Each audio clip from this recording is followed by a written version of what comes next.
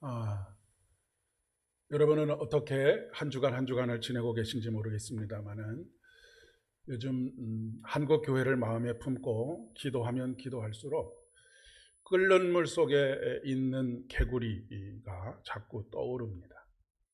끓는 물 속에 있는 개구리라고 하는 것은 미지근한 물에 가마솥에 담겨져 있는 미지근한 물에 개구리를 집어넣어 놓고 밑에서 서서히 불을 이렇게 떼서 온도를 조금씩 조금씩 올려가게 되면 그 온도의 변화를 깨닫지 못하고 느끼지 못하고 결국 가마솥에서 삶아져서 죽게 된다라고 하는 그런 현상을 말하는 것입니다. 설령 그 가마솥의 온도가 물의 온도가 변화되고 있다라고 하는 것을 느끼고 또 내가 여기서 탈출해야지만 살 수 있다라고 하는 것을 알면서도 뛰쳐나오지 못하는 무기력함들이 우리에게 있다라고 하는 것을 말해주는 것입니다. 요즘 우리 교단에서 벌어지고 있는 일, 그리고 한국교회에서 벌어지고 있는 일들을 보게 되면 저 스스로도 굉장히 조금 무기력함을 느끼게 됩니다. 우리가 처해져 있는 그리고 직면하고 있는 현실 앞에서 마치 계란으로 바위를 치는 듯한, 아무리 무엇인가를 해보려 해도 되지 않는 것은 아닌가라고 하는 절망스러운 마음이 들기도 합니다. 특별히 몇 년 전부터 그 대형 교회들의 세습의 문제가 그래도 예전에는 부끄러움을 알고 그 부끄러움을 숨기려고 했었던 일들이 이제는 얼굴이 두꺼워져서 뻔뻔스럽게 그런 일들을 자행하는 일들이 전국에서 이곳저곳에서 벌어지고 있기 때문에 그렇습니다. 그런 교회들을 노예에서 징계하려고 하고 하면 여기 내가 있을 필요가 무엇 있겠느냐라고 하고 교단을 탈퇴하는 것으로 모든 것을 다 해결해 버리는 그런 모습들이 우리에게 있습니다. 이것은 나는 깨끗하고 나는 올바른데 다른 사람들이 잘못되었다라고 하는 것을 말씀드리려고 하는 것이 아니고, 이것이 곧 우리의 아픔이 되어야 하고, 이것이 곧 우리의 고통이 되어야 하고, 이것이 곧 우리의 기도의 제목이 되어야 한다라고 하는 것을 여러분들과 함께 나누고 싶기 때문에 그렇습니다. 이런 암흑과 같은, 그리고 계란으로 바위를 치는 것과 같은 이런 상황 속에서도 우리가 끝까지 소망을 버리지 않고 교회를 세워가시고 역사를 이끌어 가시는 분은 우리 예수 그리스도이신 것을 고백하면서 우리의 기도가 멈추어야 되지 않겠고, 우리가 무관심하게 그저 넘어가지 말아야 되겠다라고 하는 생각을 가지게 됩니다. 저는 이번 대통령 선거를 치르면서 굉장히 충격을 받은 한 가지가 있습니다. 현재 대통령 당선자의 무속 논란입니다. 그 진위 여부에 대해서는 잘 모르겠습니다. 그리고 그렇게 그것이 진짜냐 가짜냐 하는 것은 저의 큰 관심거리도 아닙니다. 반드시 기독교 신앙을 가지고 있는 분이 대통령이 되어야 하는 것은 아니기 때문에 그렇습니다. 그분이 어떤 종교를 가지고 있었든, 그분이 인생에서 무엇을 의지하면서 살아왔든 그것은 그분의 자유로운 선택이기 때문에 그렇습니다. 그런데 제가 충격을 받은 한 가지는 적화가 되는 것보다는 무당이 훨씬 낫다라고 말한 목회자가 있었다라고 하는 것이고, 그 목회자에게 동조하는 또 수많은 목회자들과 교회의 지도자들이 있었다라고 하는 것이고, 그리고 그런 말들을 아무런 비판 없이 그저 받아들이고 있는 우리 자신의 모습들이 충격으로 받아들여지게 되었다라고 하는 것입니다. 한국 교회의 영적인 수준이 이 정도의 나락으로까지 떨어졌구나라고 하는 생각을 가지게 되었습니다. 레위기 20장 27절의 말씀에 보면 영매나 무당은 남자이건 여자이건 반드시 돌로 쳐 죽여라. 이런 사람은 죽어도 마땅하도다라고 하는 것이 하나님의 말씀입니다. 이 부분에 대해서 얼마나 단호하게 하나님께서 말씀하고 계신데 우리는 이미 그 경계를 허물고 그것을 받아들이고 수용하기에 이르렀다라고 하는 것이지요. 물론 지금 당장 우리가 돌을 들고 무당을 찾아가고 영매를 향하여서 돌을 던져서 그들을 죽여야 된다라고 하는 그런 의미가 아닙니다. 그런 가치관과 그런 생각들이 우리 안에 스며들고 우리를 주장하고 우리가 그것을 선택하도록 하는 것들을 차단해야 된다라고 하는 그런 이야기입니다. 우리 민족의 저변에 깔려있는 무속의 힘은 우리가 생각하는 것보다 훨씬 더 깊숙한 곳에 스며들어져 있습니다. 이것이 목회자인 저에게는 누워서 침을 뱉는 것과 같은 일이기도 하지만 우리 한국 교회 안에는 무당 노릇을 하는 목사들이 참 많습니다. 마치 돈을 받고 구슬하고 그렇게 해서 병을 낫게 하는 것처럼 헌금을 강요하고 그것을 가지고 기도라고 하는 그 거룩한 하나님 앞에서의 행동을 가지고 무당처럼 작은 무당, 큰 무당처럼 그렇게 행동하는 목회자들이 적지 않기 때문에 그렇습니다. 평신도들 가운데에도 기독교 신앙을 가지고 있음에도 불구하고 점을 보는 경우들도 결코 적지 않다라고 합니다. 우스갯소리로 무당이 점괘가 나오지 않아서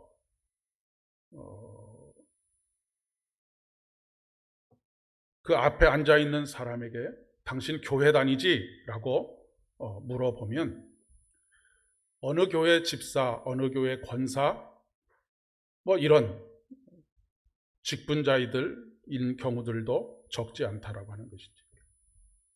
재수 없으니까 빨리 꺼져라 라고 말하는 일들도 있었다라고 하는 그런 믿지 못할 이야기들도 있습니다. 우리 신앙이 점점 세속화되어져 가고 이런 영적인 일들에 대해서 단호해지지 못하는 그런 일들이 계속 벌어지고 있는 것이죠. 우리는 성경에 기록된 이스라엘의 역사를 그 결과가 어떤 것인지를 통해서 배울 수 있어야 하겠습니다. 그리고 우리가 오늘 우리의 삶에서 우리가 해야 할 일이 무엇인가라고 하는 것을 또한 배워야 합니다. 그렇게 해야지만 우리의 신앙이 마치 가마솥에서 죽는지 알지 못하고 그 편안함과 안락함에 안주하면서 그렇게 서서히 죽어가는 개구리처럼 되지 않을 것이기 때문에 그렇습니다. 오늘 하나님께서는 너희는 귀를 기울이고 내게로 나와 들으라. 그리하면 너희의 영혼이 살리라 라고 말씀하십니다. 우리의 영혼이 살게 되는 것은 하나님께 귀를 기울이고 하나님께서 하시는 말씀을 들음으로부터 시작이 됩니다. 너희는 여호와를 만날 만한 때에 찾으라. 가까이 계실 때에 그를 부르라. 악인은 그 길을, 불의한 자는 그의 생각을 버리고 여호와께로 돌아오라. 그리하면 그가 긍휼히 여기시리라 라고 말씀합니다. 오늘 구약의 본문인 이사야 55장에 이스라엘 백성들이 바벨론 포로로 잡혀간 지가 수십 년이 지난 후의 일입니다. 이사야서가 모두 세 부분으로 나누어져 있는데 이 55장은 두 번째 부분의 마지막 장입니다.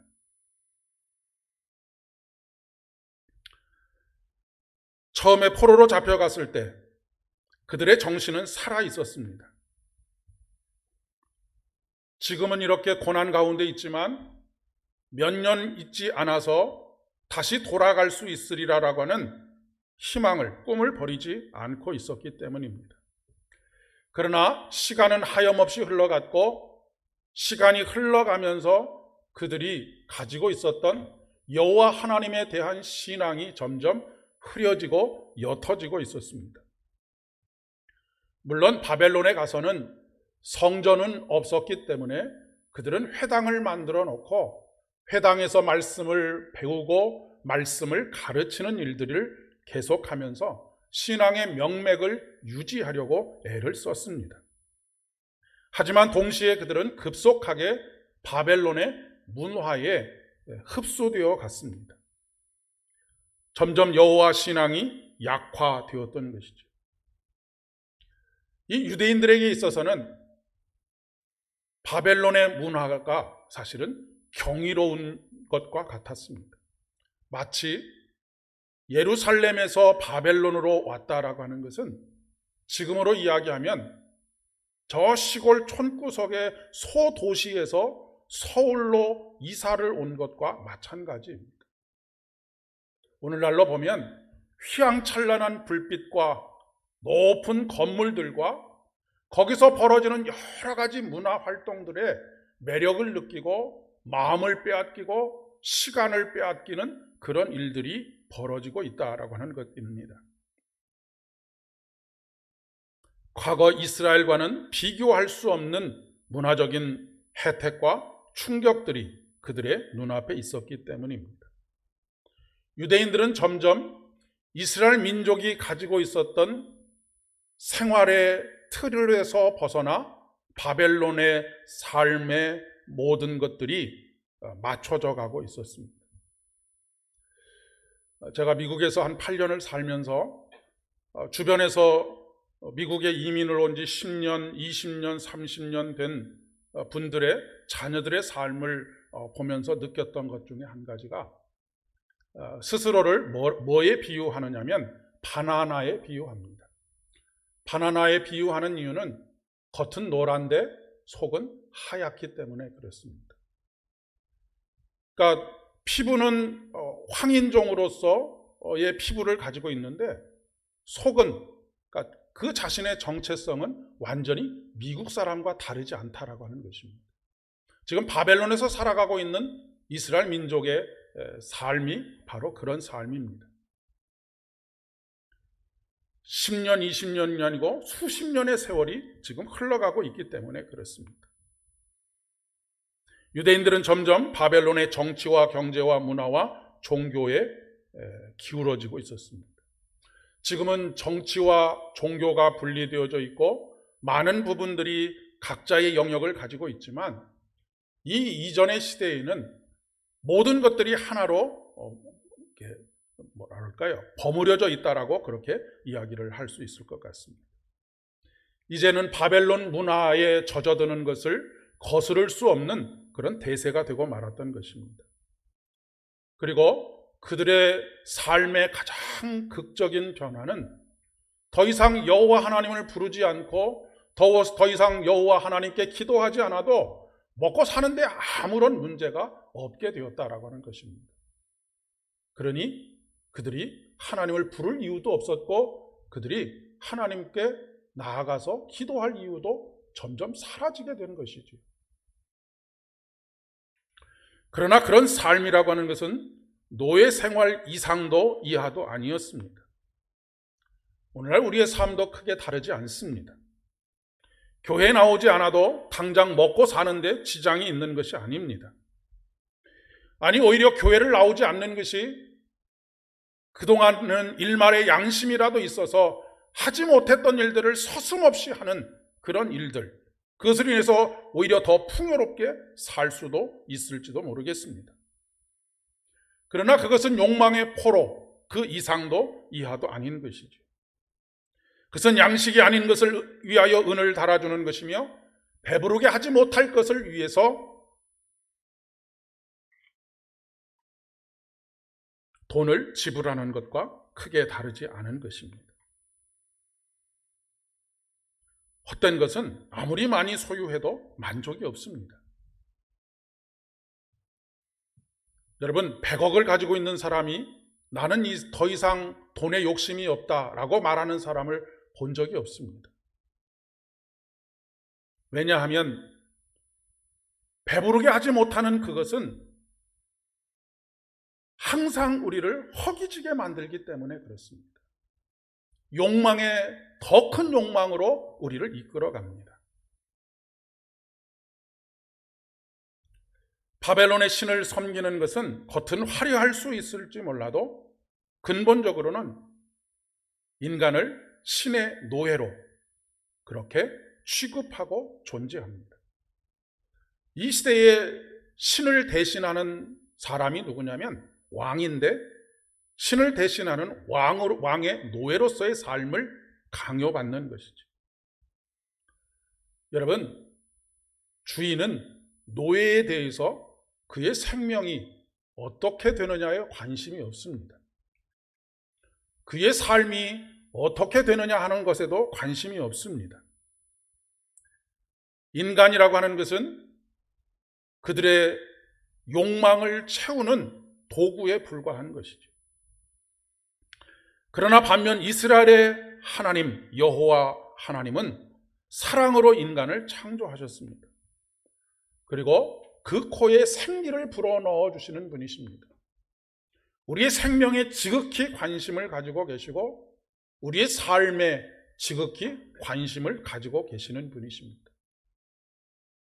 우리 하나님 여호와께서는 우리의 삶을 위해서 자신이 땀 흘리시는 분이시고 우리의 생명을 위해서 예수 그리스도를 십자가에 못 박게 내어주셨던 분이십니다. 그렇기 때문에 그를 믿는 자는 영생을 얻게 되고 우리의 영혼이 살아나게 된다라고 말씀하고 있는 것이죠. 유대인들이 더 이상 여호와를 부를 이유가 그리고 찾을 이유가 없다라고 생각하는 그때에 이사야 선지자는 도리어 하나님의 말씀에 귀를 기울이고 지금이 하나님 앞에 나와서 들어야 할 때라고 선포하고 있습니다. 왜냐하면 그렇게 해야만 영혼이 살 수 있기 때문에 그렇습니다. 너희는 여호와를 만날 만한 때에 찾으라. 그리고 가까이 계실 때에 그를 부르라. 지금은 은혜 받을 만한 때요, 지금은 구원의 날이로다 라고 선포하고 있는 것입니다.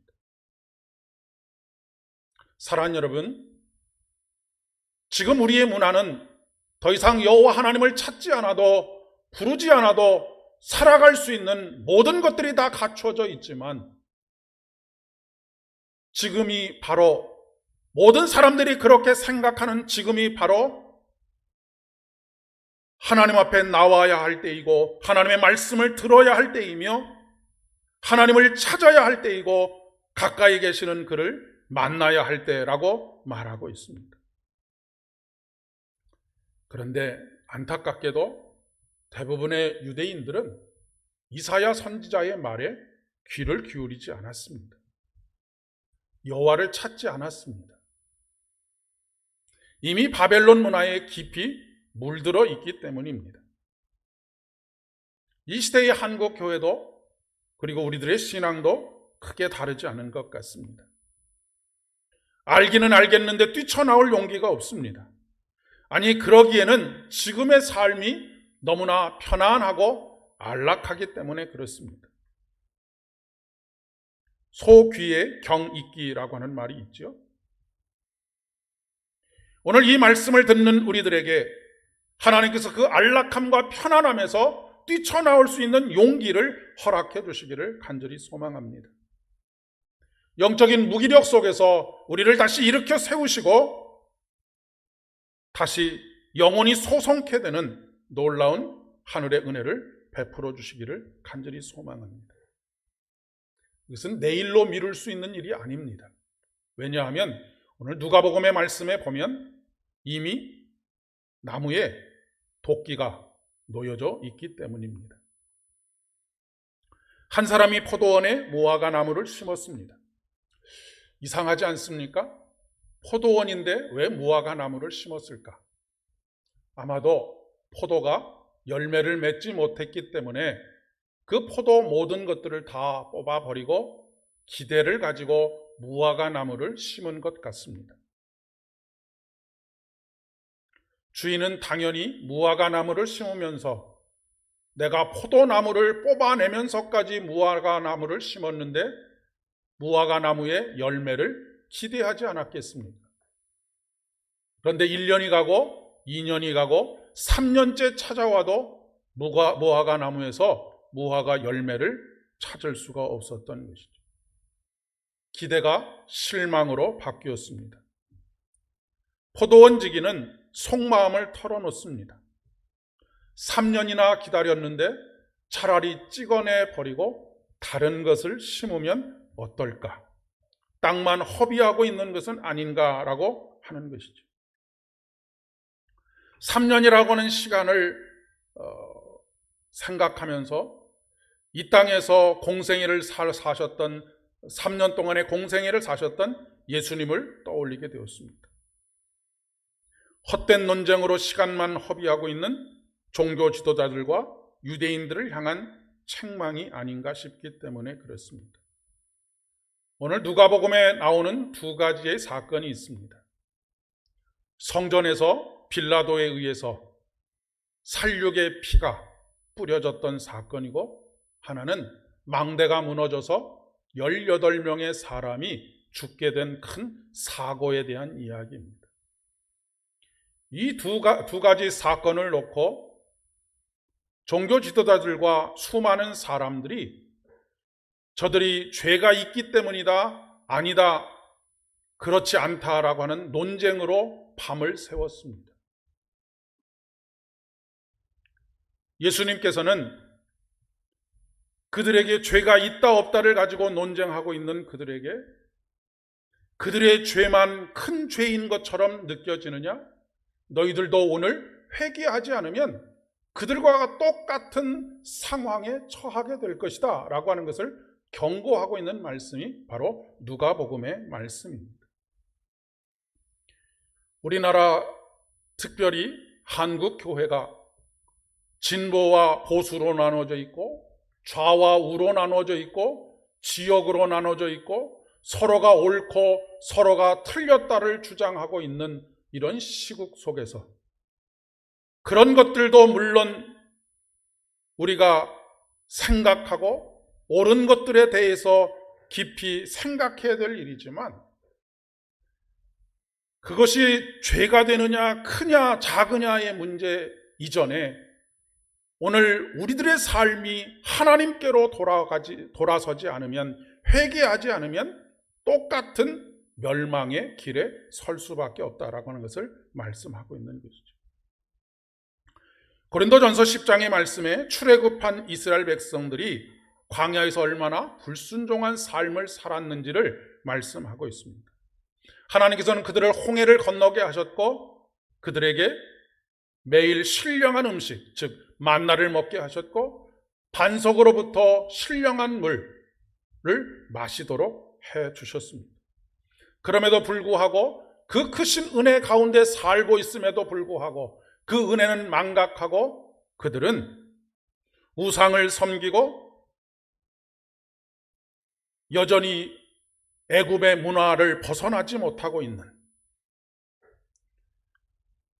음행을 서슴지 않고 주님을 시험하고 원망과 불평으로 그들의 삶을 채워가고 있었던 것이죠. 도끼날이 무화과 나무를 찍어 버리려고 하는 절대절명의 절박한 상황입니다. 그때의 포도원 지기가 자비를 구하고 있습니다. 주인이여, 금년에도 그대로 두소서. 내가 두루 파고 겨름을 줄이니 이후에 만일 열매가 열면 좋거니와 그렇지 않으면 찍어 버리소서라고 간구하고 있는 것이죠. 여러분, 1년이라고 하는 시간을 벌었으니 이제 조금 여유를 가져도 좋겠다라고 생각을 하십니까? 지금 돌아서지 않으면 우리에게 주어지는 1년이라고 하는 시간은 아무런 의미가 없습니다. 내일은 우리에게 속한 시간이 아니기 때문에 그렇습니다. 하나님께서 우리를 오늘 밤이라도 불러가시면 예하고 그분의 부르심에 응답할 수밖에 없는 것이 인생입니다. 이것은 나이의 많고 적음의 문제가 아닌 것이지요. 그런데 지금 1년이라고 하는 시간이 주어져도 한국교회가, 그리고 한국교회에 속해 있는 우리들이 여호와께로 돌아설 것 같지 않은 참으로 불길한 예감이 듭니다. 하지만 그럼에도 불구하고 우리가 오늘도 소망 가운데 하나님께로 돌아서자라고 외치는 이 외침에 응답해야 하는 이유는 그것이 우리 자신의 노력이 아닌 예수 그리스도에게 있기 때문에 그렇습니다. 포도원 지기는 이렇게 이야기합니다. 내가 두루 파고 거름을 주리니. 인간이 하는 모든 일들은 헛된 결과를 나타내지만 우리 주님께서는 여전히 우리를 위해서 두루 파고 거름을 주심으로 말미암아 우리의 영혼이 살아나게 할 것이기 때문에 그렇습니다. 너희는 귀를 기울이고 내게로 나와 들으라. 그리하면 너희의 영혼이 살리라. 내가 너희를 위하여 영원한 언약을 맺으리니 라고 말씀하십니다. 우리가 다시 돌아서서 귀를 기울이고 들어야 할 일이 무엇입니까?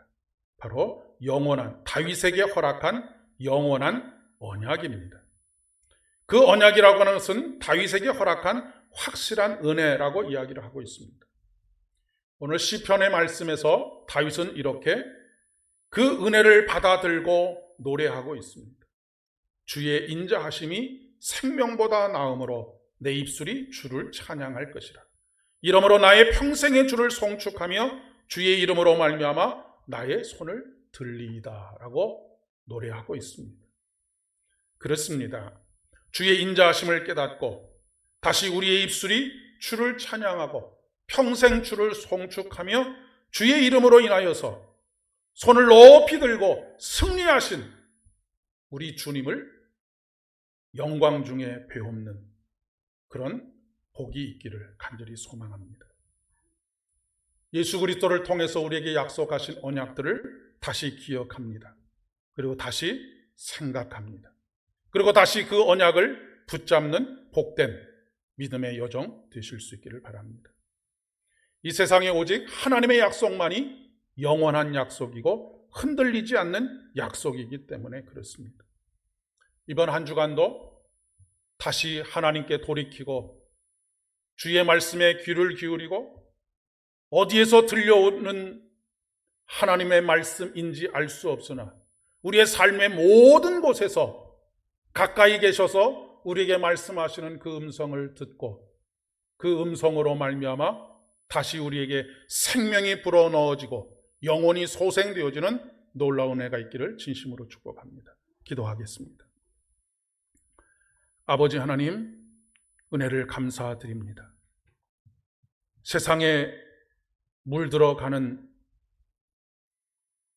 우리들의 신앙이 되지 않게 하여 주옵시고 그 가운데에서 오히려 여호와 하나님을 향하여 돌아서며 우리를 살리시는 말씀에 귀를 기울이고 들어 영혼이 소생되어지게 되는 놀라운 은혜, 그래서 참된 생명을 누리며 부활의 소망을 향하여 매일 달려가는 우리들의 삶이 될 수 있도록 은총을 더하여 주시옵소서.